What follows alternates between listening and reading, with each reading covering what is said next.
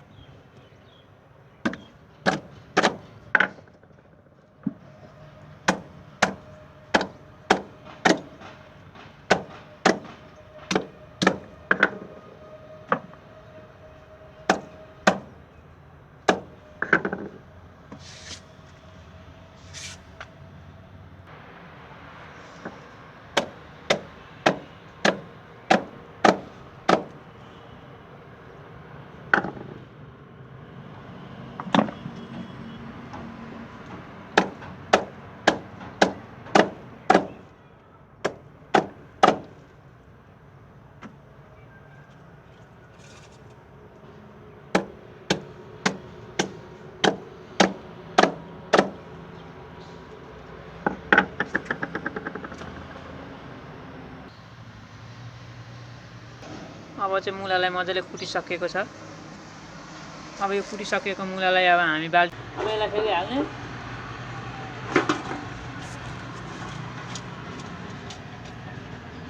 यसलाई हालेर यही खान्ने। यसलाई 3 दिनसम्म चाहिँ मजाले खानुपर्छ।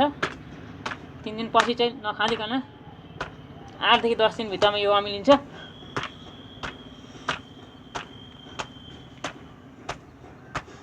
अब यो जुन खाली भाग छ स्पेस खाँदै पनि गएको।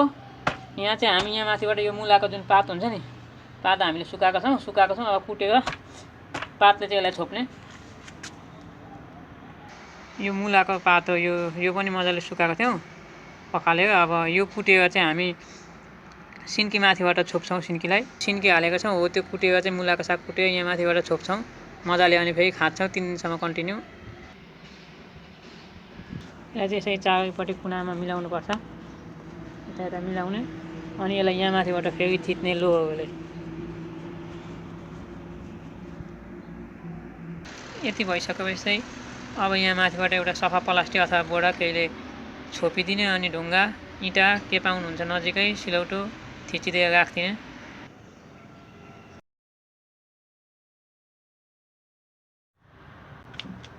आज चाहिँ हामी मुलाको सिन्की हाल्न जाँदैछौँ। मुला चाहिँ 2 दिन भयो सुकाएको मात्र। सिन्की गुन्द्रुक हालेको 2 दिन भएको छ। आज अब फेरि हामी यसलाई खान्छौँ। यसलाई चाहिँ अब मजाले खानुपर्ने हुन्छ घुमाइ।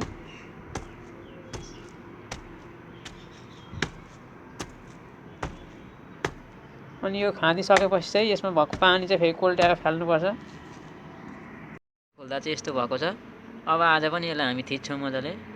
अनि यसमा पानी निक्लेछ भने पानी हामी कोल्ट्याएर चाहिँ पानी खत्तम गर्छौँ। यो चाहिँ आज 2 दिन भयो मजाले खाँदैपछि यस्तो भयो। अब यसमा पानी हुने हो भने चाहिँ पानी यसै जान्छ। अब पानी नभएकोले गर्दा चाहिँ अब यो ठिकै भएको छ, पानी छैन।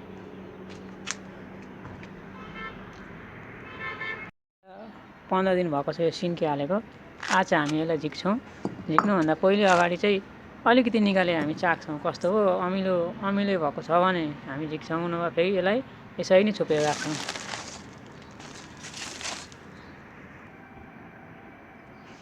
यो माथिको जुन छ नि यो चाहिँ सडिसकेको छ, यसलाई चाहिँ फाल्छौँ यसरी।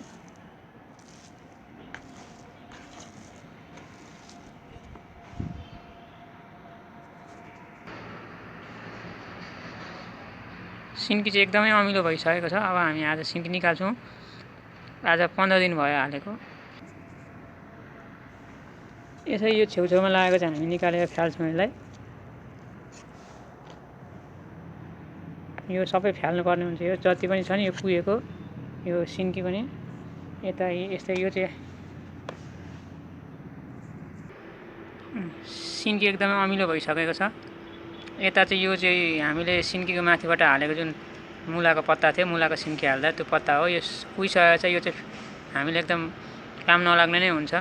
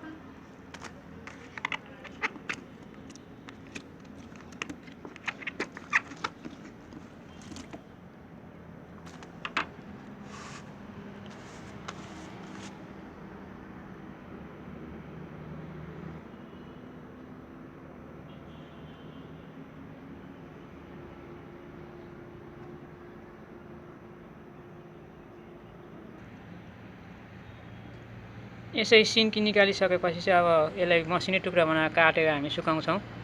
त्यसो हुँदा चाहिँ सुक्न छिटो सुक्छ अनि मजाले पनि सुक्छ।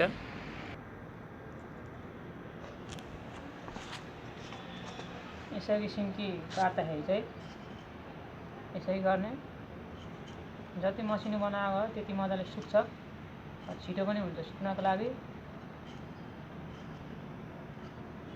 यसरी काट्ने, सट्टै यसलाई लिने, यसरी चिरा बनाउने।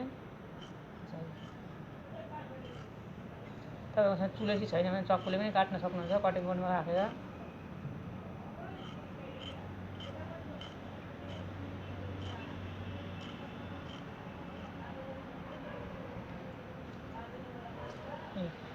यसो गर्ने, यसो गर्ने।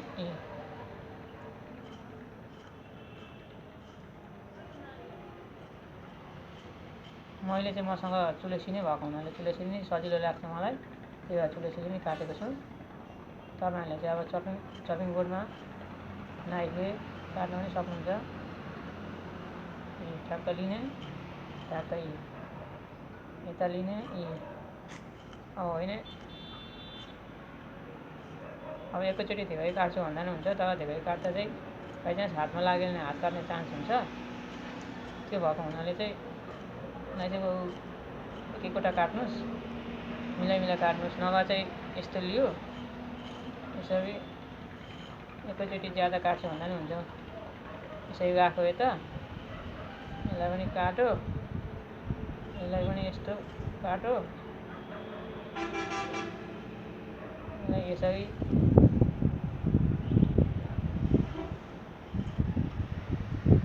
भएपछि यसलाई पनि यसरी टक्क मिलायो।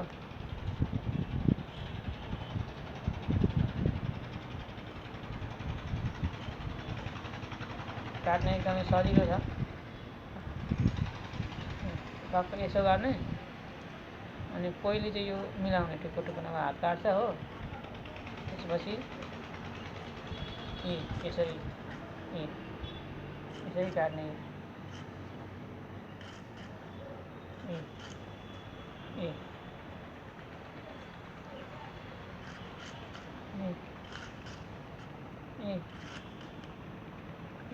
हेर्नु त कति मजाको चना भयो। यसरी नै चाना काट्दै जानुपर्ने हुन्छ।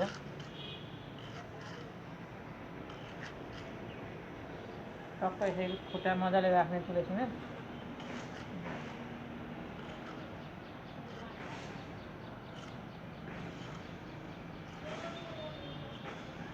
यसरी एकैचोटि काट्यो भन्दा हुन्छ।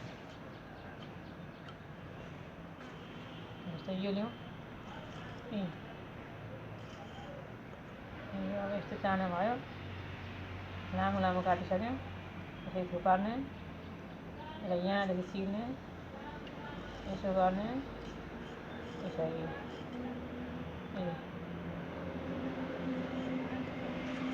यसरी काट्ने, यसो गर्ने,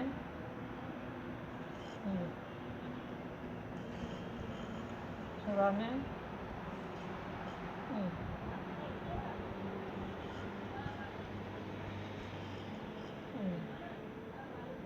यसरी काटेपछि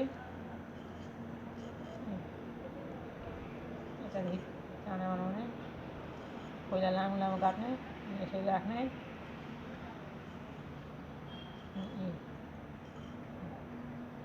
राख्ने,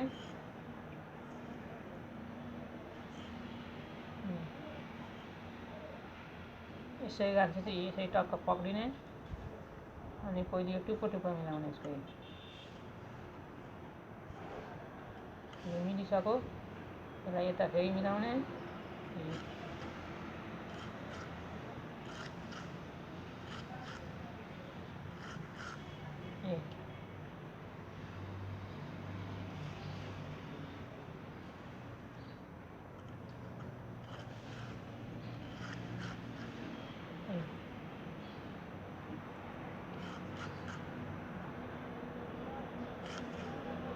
अनि यो तल झर्दा कुनै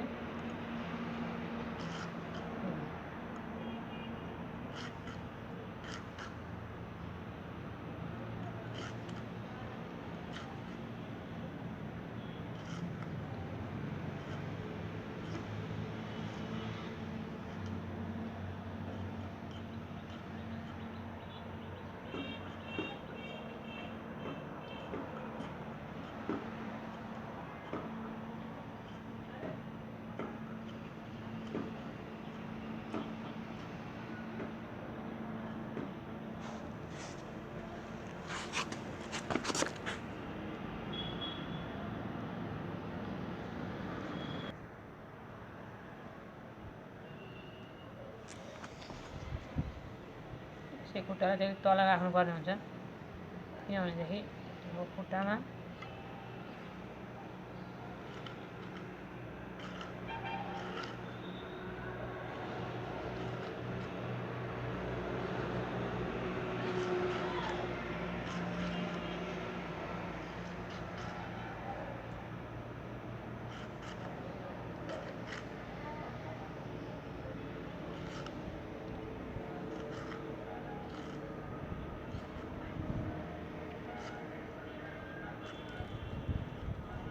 यसलाई टक्क छेउ कुना अलिक नमिलेकोलाई मिलाउने यसरी हो। अब यो यस्तो भयो, यसलाई हामीले चाहिँ यसरी पनि काटेर यसरी यता पल्टाएर यसरी पनि काट्न सकिन्छ।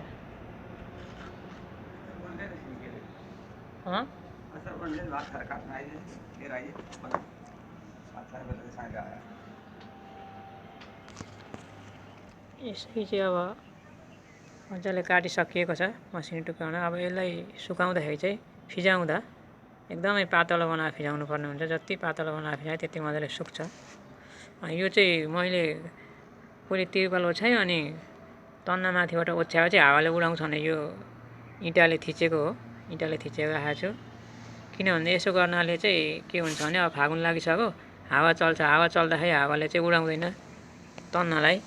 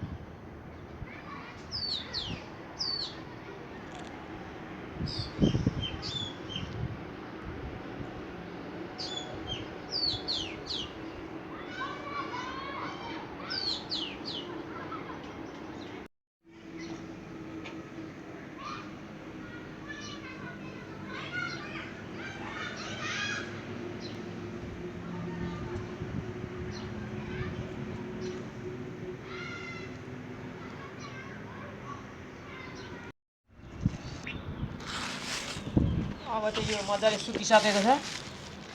यसलाई चाहिँ अब तपाईहरुले चाहिँ डिब्बामा मजाले ढक्कनलाई राखे पनि हुन्छ, ढक्कन लगाएर।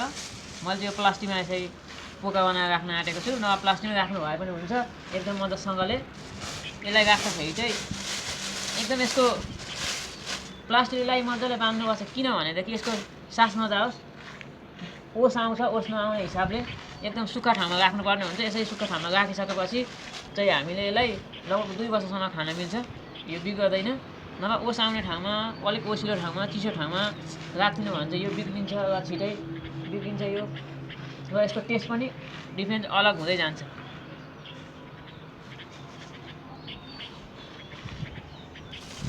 अब यसरी मजाले सुकेको छ, सुक्न पनि मजाले सुकेको छ। तपाईँहरूले चाहिँ एकदम डब्बामा राख्नुभयो भने हुन्छ, मजाले बिर्को लगाएर। मैले चाहिँ अब यसरी बाँधेँ। यसरी बाँधिसकेपछि चाहिँ अब यहाँ यसरी प्लास्टिकमा हावा नजाने हिसाबले बाँधेँ। अब यो हावा नजाने हिसाबले टाइट गरेर बाँधिसकेपछि अब म चाहिँ यसलाई यहाँ यसको अगाडिको झोला ल्याएको छु, यसमा हालेर ठक्कै राख्छु। अब यसरी राख्दाखेरि चाहिँ अब झुन्ड्याउने ठाउँ छ भने सजिलो हुन्छ। अनि अब डिब्बामा राख्दा पनि अलिक ठुलो डिब्बा छ भने अलिक ठाउँको पनि यो हुन्छ, ठाउँमा पनि मिलेर बस्छ यो।